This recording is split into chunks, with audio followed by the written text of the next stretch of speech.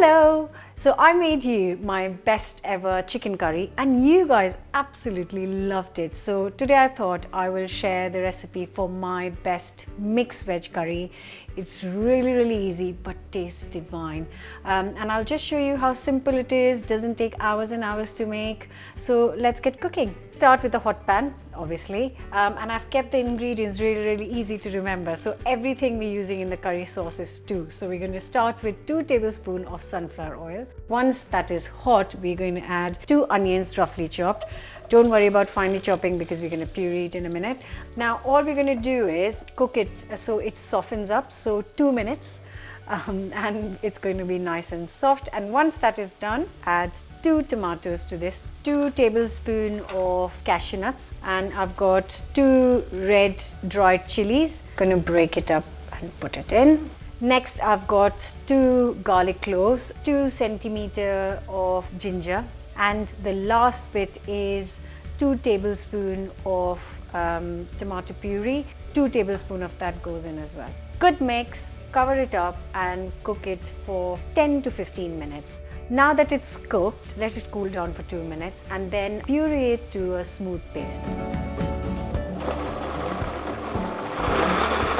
Moving on to the vegetables, I've got a separate frying pan and I'm going to add 2 to 3 tablespoons of sunflower oil to this. And once that is hot, what I have here is a mixture of vegetables because it's a veg curry.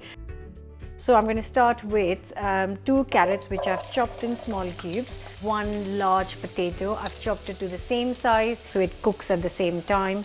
Next I've got 150 roughly or a good big bunch of fine beans, quarter of a cauliflower, 150 grams of frozen green peas, and we're going to cook this on a high heat for 4 to 5 minutes. You can mix and match your own vegetables, but can I just suggest try this combination once because it goes really well together. So you might ask at this moment, what is the point of frying these veggies? Because we can cook them in the sauce. Now this is completely optional. What this does is it gives a lot more depth of flavor, but if you want to make it slightly healthier, you can add just chopped veggies directly to the sauce as well.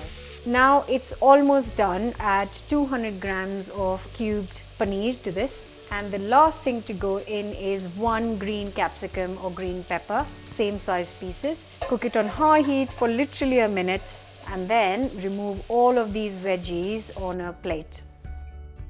I've got the same pan I cooked the onions in. I haven't washed it and I'm just going to heat it up and add the puree to it. I'll add 200 ml of boiling water to this and give it a good mix.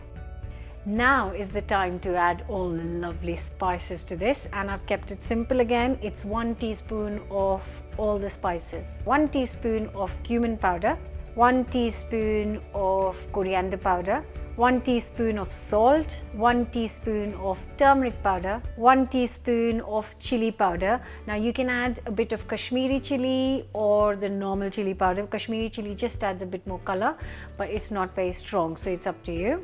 And the last one is 1 teaspoon of garam masala. Again, a good mix.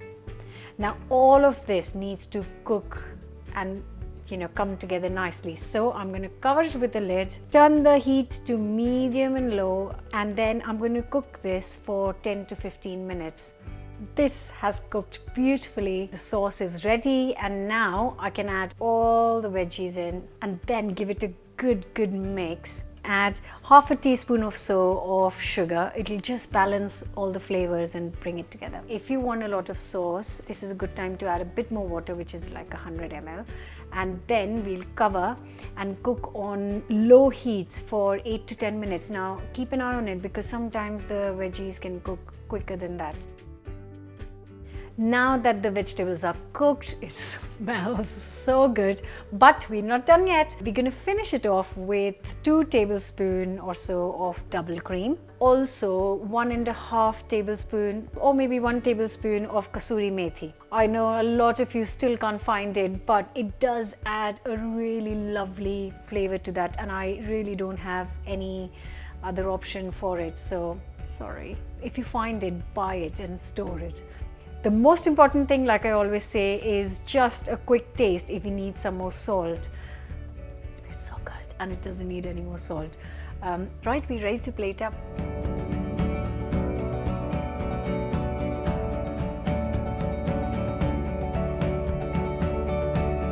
And here it is, my recipe for the best mixed veg curry.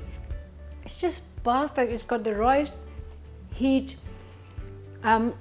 It's really creamy, but not like, you know, too creamy. It's just got the right amount of flavors and textures, and trust me, the vegetable combination I've used here goes really well together. They complement each other, and this is really good with some chapati or naan or rice, and you can find all those recipes on the channel. I will leave the links in the description box for those.